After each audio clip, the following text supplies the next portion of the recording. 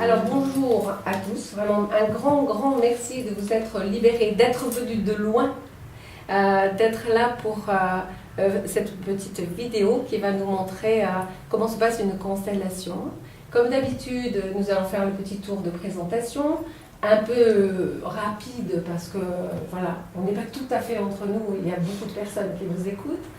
Et je vais vous redire les lois de Bert Hellinger parce que pour moi c'est vraiment très important. C'est là-dessus que nous allons travailler pour la constellation de Trinidad. Merci Trinidad d'être au service de toi-même, du groupe et de l'humanité tout entière. Voilà, merci beaucoup. Merci à vous de vous mettre au service aussi de Trinidad, au service de vous-même et au service de l'humanité tout entière. C'est vrai que pour moi il est très important de comprendre que chaque changement que vous faites à l'intérieur de vous, chaque changement de croyance, chaque changement de pensée, chaque changement d'attitude, de stratégie, change votre monde, le monde qui est autour de vous et la planète elle-même. Donc merci de faire ce travail vers vous-même, et m'apostrophe IME. Un petit tour pour donc se présenter. Tu commences Trinidad? Je suis Trinidad et je vais donc faire une constellation cet après-midi, ma énième. Oui, on compte plus. Quand on aime, on compte plus. Moi, je suis Sébastien et je vais participer avec plaisir à cette constellation. Et j'en ai déjà vu plusieurs. Oui. Merci Sébastien. Moi, je suis Axel et je viens d'Alsace, exprès. Merci Axel. Je vais participer aujourd'hui à la constellation de Trinidad. Ça doit être la 4e que je fais. Merci Axel. Marie-Christine, et moi c'est la toute première fois. Bienvenue pour ton baptême. tu es émue, Oui, voilà, c'est normal. Hein. Oui. C'est normal parce que là tu vas vers l'inconnu, donc bravo pour ton courage. Hein. Voilà, parce que c'est vrai qu'il faut venir la première fois. Merci Marie-Christine. Bonjour, moi je suis Odile. Voilà, je suis très contente d'avoir répondu à l'appel par l'intermédiaire de Sébastien pour Trinidad. Je ne sais pas très bien comment ça se fait. Moi, je n'ai pas... J'ai vécu beaucoup d'outils vers ce travail vers l'intérieur et puis libérer l'être, je dirais, peut-être. Mais pas la constellation, jamais. Sinon, une conférence une fois. Ouais. Ici, ouais, ici même d'ailleurs. Je t'invite à continuer avec la reconnexion avec soi-même tout à l'heure, hein, parce que ça va être une belle suite par rapport à... Mais si je peux, je le fais. Voilà, avec plaisir. Avec plaisir. Bonjour, moi c'est Fabienne et je ne connaissais pas les constellations jusqu'au jour où j'ai rencontré cet être merveilleux qui est Trinidad, avec qui je travaille, et je suis heureuse de participer pour la première fois à une constellation avec magie. Voilà, et vous tous, et puis de découvrir. Voilà, c'est aussi l'inconnu pour moi. Et voilà. Bienvenue et alors bravo à votre courage. Hein. C'est pas un acte de courage héroïque, c'est braver un inconnu parce que la constellation est un voyage intérieur et on ne sait jamais où on va. C'est voilà, donc bravo. Et braver l'inconnu par amour pour soi et par amour pour les autres. Et bien sûr, pour l'humanité tout entière là ce soir. Merci Fabienne. Bonjour à tous, Maxime, et je dirais que c'est ma première constellation comme je dis quand même. Et c'est l'inconnu aussi pour moi, alors je suis venu pour voir ce qu'il a. Voilà. Merci beaucoup Maxime, merci de participer là aujourd'hui à travers mon emploi du temps très occupé. Et puis je sais que tu continues ce week-end, donc plus courageux que courageux, hein. Déjà inscrit au prochain stage. Merci Maxime. Alors moi c'est Mercedes et c'est ma 2e constellation on peut dire. 3e je crois, non? 3e stage? 3e. Janvier, février, non janvier, mars, mai. Et voilà. Et donc je suis super contente de participer à cet événement avec tous ces gens merveilleux. Et la première fois quand je suis venue j'étais extrêmement dans l'appréhension. Et ça a été une très agréable surprise et un outil super intéressant. Donc voilà, je suis accro là. C'est ce que j'allais dire, elle est tombée dans la potion magique. Merci beaucoup Mercedes. Potion magique aussi. C'est l'outil qui est sacré. Moi, je suis vraiment juste au service de l'outil. Merci Mercedes. Alors Dominique, moi aussi je suis tombée dans la potion magique et magie il y a maintenant un peu plus d'1 an. Donc j'adore et j'en fais quand je peux. Aux 4 coins de la France. Presque. Et en Martinique. Et de la... Ah oui, c'est ça. Ah oui, elle fait partie du voyage. C'est excitant. Ouais. Ouais, avec moi. Ouais, ouais. Merci beaucoup de ta confiance, Dominique. Bonjour, moi c'est Marie-Hélène. Ça fait bientôt 2 ans Oui. que je fais les constellations. Moi aussi, tombée dans le pot. Génial. Merci Marie-Hélène. Merci beaucoup. Là, tu illustres la transformation, la légèreté. Tu peux témoigner, quoi. Tu peux témoigner. Oui, il y a du changement. Ouais. Oui. Par moments c'est dur, mais il y a du changement. Oui. Merci Marie-Hélène. Merci à toi. Bonjour, Marie-Isabelle. J'ai démarré l'année dernière, en fin d'année dernière, les constellations. Voilà. Toujours partante pour chaque constellation, prochaine constellation. Grâce à ma sœur. Oui, c'est ça. C'est sûr que quand on découvre l'outil, si on se l'approprie et qu'on réalise le chemin rapide que nous pouvons faire en allant du côté de l'inconscient, d'une déprogrammation immédiate, quasi immédiate, de lâcher nos émotions, et bien évidemment qu'on a du temps à gagner. Donc on revient systématiquement, on s'abonne pour quelques mois, MOI, et puis voilà, on passe à travers les tunnels ensemble, ce qui est quand même un grand soutien également. Donc maintenant, je vais prendre quelques instants pour vous réexpliquer les lois de Bert Hellinger. Bert Hellinger est le monsieur qui a créé cet outil sacré. Il n'y a rien de magique. Tout est en fait concentré dans l'idée de philosophie quantique et de physique quantique et qu'il n'y a ni temps ni espace. C'est-à-dire que l'énergie de votre grand-père y perdure. Et si vous mettez vous et votre grand-père en représentation, vous allez voir quels sont les liens qui vous unissent encore. Et que peut-être vous êtes emmêlés dans ces liens. Et que c'est le fait d'être emmêlés vous empêche d'aller vivre votre vie en adulte, libre, autonome, rigoureux, cohérent, responsable. En fait, c'est ça l'objectif. Adulte, libre, autonome, rigoureux, cohérent, responsable. Comment se réunir pour se reconnecter à soi-même. C'est un travail. Suis-je moi-même reconnectée? Ce soir, je vais le dire, j'en sais rien. Ce que je sais, c'est que je suis sur le chemin vers moi-même et que petit à petit, je me rapproche d'une plénitude intérieure qui est fort agréable à vivre pour moi-même, pour ma famille, pour mes amis, pour l'aisance de pratiquer cet outil, puisque je suis au service de cet outil. D'accord? Alors, première loi, la loi de l'équilibre. Toute transaction a besoin d'être en équilibre. Quand nous allons chez le légumier, nous achetons 1 kilo de pommes, nous payons les pommes. Nous partons avec nos pommes et nous savourons nos pommes. Si les pommes ne sont pas bonnes, on va se dire, tiens, c'était cher. C'est pas bon, c'est pas bon. Peut-être même je vais les jeter parce que c'était pas bon. Et donc on ne va pas être très heureux de la transaction. Est-ce qu'on va retourner chez ce légumier? C'est pas sûr. Voilà. Oui. Toute transaction a besoin d'être équilibrée. Vous achetez une voiture, vous payez la voiture. Pour payer la voiture, vous allez faire un emprunt. Et si la voiture vous convient, vous allez être vraiment très heureux. Vous allez retourner chez le garagiste et une relation commerciale va se construire. Dans une relation amicale, c'est pareil. Je ne vais pas dire que Mercedes m'offre une fleur, je vais lui offrir une fleur. C'est pas comme ça que ça se passe. Mercedes m'offre une fleur, je vais lui dire, oh, bah, tiens, moi je t'invite à manger une glace. Et après, elle va me dire, allô, Magie, tu veux pas aller boire un verre? J'ai envie d'aller à l'avenue des Batignolles. Et on va se retrouver à l'avenue, etc. Et ainsi, nous allons échanger, partager et construire notre relation amicale. Dans une relation de travail, c'est pareil. Il faut que ce soit équilibré. Si c'est toujours le même qui fait tous les dossiers et que l'autre, pendant ce temps-là, ne fait rien, ça ne va pas aller. Il va y avoir des tensions. On est d'accord? Vous avez une maison, vous payez un loyer. Vous avez un travail, vous avez un salaire. Ou vous avez des honoraires. Est-ce que c'est équilibré par rapport à ce que vous donnez, ce que vous pensez mériter? Si ça ne va pas, vous allez être fatigué, perdre de l'énergie, parce qu'il va falloir un petit peu vous forcer à y aller. Vous n'allez pas y aller avec la motivation et la passion. Alors là, je reviens à moi-même. Et pourquoi j'accepte une transaction déséquilibrée? Et c'est là que je vais aller voir la seule relation en déséquilibre. Parents-enfants. Les parents donnent, les enfants prennent. Il n'y a pas de dérogation possible.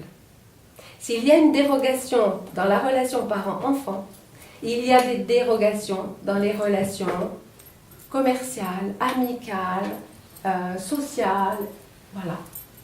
Donc on va souvent revenir sur cette relation parent-enfant. Moi, en tant qu'enfant, est-ce que je prends soin de mes parents ou est-ce que ce sont mes parents qui prennent soin de moi? Est-ce que ça se passe aujourd'hui ou est-ce que ça s'est passé à ma naissance et peut-être même dans le ventre de maman? Quelle décision j'ai prise quand l'ovule a rencontré le spermatozoïde? Quand je suis devenue un petit œuf et que là, c'était parti pour une vie. C'était peut-être même parti un petit peu avant.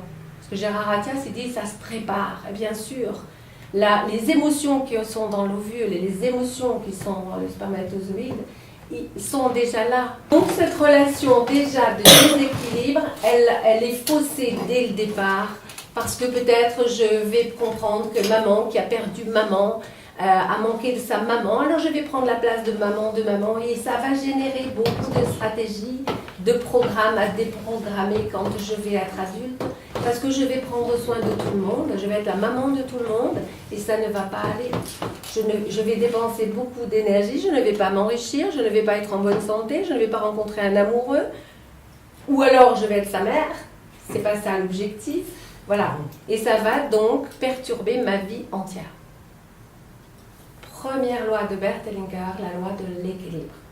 Ça nous amène, puisque je me suis emmêlée quand j'étais bébé, œuf, embryon, fœtus, nouveau-né, enfant, etc., et que quelquefois je suis encore emmêlée quand je suis adulte, à trahir le clan. Grande parole, la trahison du clan. Pourquoi un terme aussi définitif ? Parce que le passé, c'est le passé. Mes parents m'ont donné la vie. Est-ce que c'est pour que je reste liée avec mon système familial de naissance ou est-ce que c'est pour que j'aille dans mon système familial de création? Est-ce que si je reste dans mon système familial de naissance émotionnellement, je vais être émotionnellement dans mon système familial de création? Ben non. Donc je vais être physiquement présente dans mon système familial de création et je vais sans cesse aller faire des petits retours du côté de mon système familial de naissance. Et je vais rencontrer autour de moi des représentants de papa, des représentants de maman, des représentants de grand-père, d'arrière-grand-père ou de l'enfant que l'arrière-grand-père a fait avec la secrétaire et qui n'est pas connu, qui est un secret. Donc en fait, je vais me servir de la réalité qu'il y a autour de moi. Et quand je vais prendre conscience que ce n'est pas juste, parce que je ne suis pas dans le bonheur, dans la santé, dans l'amour, dans le simple, dans le tranquille, dans le fluide, eh bien je vais aller voir ce qui s'est passé dans mon système familial de naissance et que je suis en train de signaler inconsciemment. Où j'ai un enfant qui se drogue, qui boit, qui ne trouve pas de travail. Et je suis la maman et je me dis, est-ce que c'est passé par moi ? Moi, je l'ai juste transmis. Je peux moi aussi faire le travail et aller voir si c'est passé par moi. Pourquoi mon enfant se drogue? Pourquoi mon enfant ne trouve pas sa place dans la société? Est-ce que moi-même, je suis à ma place? Et pour que je sois à ma place, il faut que je trahisse le clan. C'est-à-dire que sinon, mes enfants voient mon dos. C'est-à-dire que je suis tournée vers papa, maman, alors que mes enfants sont là, dans la ligne du temps. Passé, présent, futur.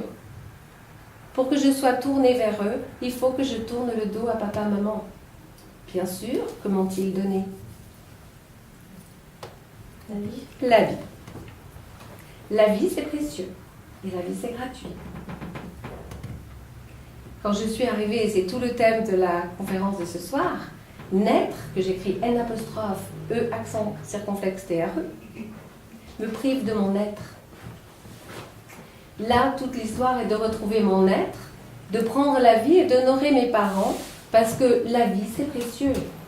Je ne peux pas la gaspiller en restant tournée vers mes parents. Je dois me tourner vers mes enfants, mon amoureux.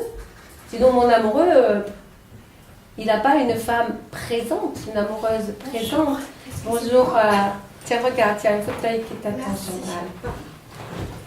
Donc, je trahis le clan et je me mets dans le sens du temps. C'est tout un travail de laisser papa et maman seuls. On se pose énormément de questions et beaucoup d'habitudes, d'émotions, de regards, de perceptions sont inconscients. Je pense que c'est normal que je reste là-bas émotionnellement. Non, c'est pas normal. Ce qui est logique, rigoureux et cohérent, c'est d'être proche de mes enfants, d'être là s'ils ont besoin et de pouvoir les laisser partir. Aller créer, parce que mon système familial de création, c'est le système familial de naissance. Et si je ne suis pas adulte, libre, autonome, rigoureux, cohérent, responsable, eh bien je les attache. Moi j'ai pris la place de maman, eh bien je vais les mettre à la place de maman pour moi. C'est ce que je connais, inconsciemment. Et je ne m'en rends pas compte. Les stratégies que vous allez découvrir chez les autres, comme vous les aurez découvertes chez vous, elles sont inconscientes. Et les personnes ne se rendent pas compte. Quand on va au spectacle de Trinidad et de la team Trinidad, on voit bien déjà dès le départ ces femmes qui disent « mais c'est normal ». Ben oui, moi, avec mon salaire, mon mari me payait une séance chez le coiffeur. Quel bonheur! Voilà. Ben c'est normal, c'est comme ça, tout le monde fait comme ça. Et il y a eu des utopistes qui ont dit « mais non, c'est pas équilibré ». Parce que dans le couple, la relation, elle doit être équilibrée. La seule relation déséquilibrée, c'est mes parents et moi. Moi qui deviens parent et mes enfants. C'est-à-dire que quand je suis parent, je suis là pour donner. Et comment je fais pour donner si je donne à mes parents? Je suis obligée de choisir. Sinon, je suis écartelée. Et je ne pense plus à moi. Et si je ne pense plus à moi, je m'épuise. En santé, en argent, en bonheur, en temps. Et le temps, c'est précieux. D'accord? C'est la trahison du clan. Et les deux suivent après la hiérarchie, c'est-à-dire que je me mets dans le sens du courant. Quand je suis dans le sens du courant et que je nage, ça ne me prend aucune énergie. Quand je nage à contre-courant, ça me prend beaucoup d'énergie. Et comme l'argent est une énergie, la première chose à faire quand on cherche l'argent, c'est se remettre dans le sens du courant. C'est-à-dire trahir le clan, prendre ma place d'enfant pour être ensuite adulte. C'est-à-dire que tout adulte, avant d'être adulte, a été un enfant. Et dans la reconnexion avec soi-même, je vais aller retrouver mon être, mon enfant précieux, mon enfant divin. Ça, c'est le deuxième chemin. Pour faire ce chemin, je dois d'abord me mettre à ma bonne place dans la hiérarchie. Et le temps passe. Je suis parent, grand-parent, arrière-grand-parent. Il est temps. Et si je prends ma place, je suis un rocher. C'est-à-dire que plus personne ne va voir ce qui s'est passé derrière. J'ai tout coupé, il n'y a plus accès. Donc c'est quand même très intéressant. J'en bénéficie, ma famille en bénéficie, mon alentour en bénéficie, la planète elle-même en bénéficie. La quatrième loi découle de source. Chacun a faire d'avoir sa place. Chacun a préposition sa place. C'est-à-dire que si ma place c'est là, c'est parce que mes parents sont là derrière. Pour toi, Fabienne, tu es là parce que tes parents sont là derrière. Est-ce que je peux prendre ta place? Ben non. C'est la mienne. Et oui. Et toi, tu ne peux pas prendre ma place. Par contre, ce qu'on peut faire, c'est s'aider, s'accompagner. Regardez quels sont nos points communs. Parce que l'autre est resté moi. Donc si je suis moi à ma place, toi tu vas prendre ta place, naturellement. Parce que il y a quelque chose de sûr, de tranquille, de plein. Ma place elle est prise, c'est sûr que tu ne peux pas prendre la mienne. Et ça fait beaucoup de paix dans le monde.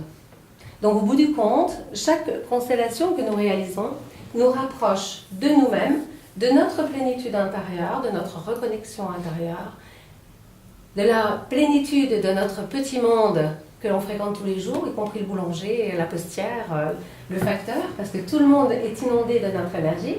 Et à force de ces petits mondes pleins de paix, eh bien, nous allons pouvoir peut-être créer la paix dans le monde. Donc merci d'être là, au service de Trinidad, au service de vous-même, au service du groupe, parce que chacun va s'enrichir des représentations, on fera un petit tour de parole après, et chacun va pouvoir réaliser à quel point ce petit moment va lui avoir apporté une certaine richesse.